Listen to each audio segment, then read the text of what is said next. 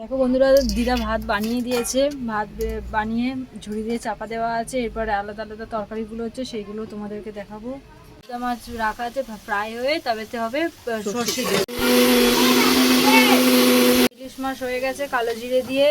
এটা ইলিশ মাছের তেল হয়ে গেছে। পটল চিংড়ি, পটল কষানো হচ্ছে। চিংড়ি আর পটল ভাজা হয়ে গেছে, কমপ্লিট হয়ে গেছে।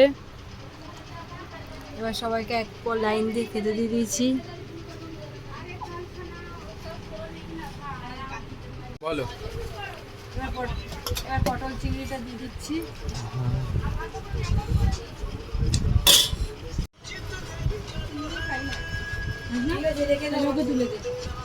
ওকে তুলে দে। দিয়েছি, ও পাবদা মাছ খায় না, তাই ইলিশ নিয়েছে, পটল চিংড়ি নিয়েছে। কেমন হয়েছে? আমার মেয়ে একসাথে সব নিয়ে নিয়েছে, পটল চিংড়ি, পাবদা সর্ষে, ইলিশ মাছ সব নিয়ে নিয়েছে। পাপা কেমন হয়েছে? ভালো হয়েছে।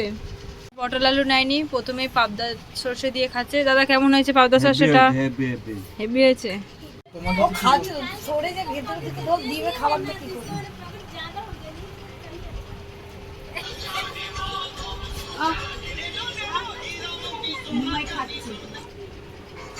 ওটাও চলে আসবে না, কথাতে তো হবে না।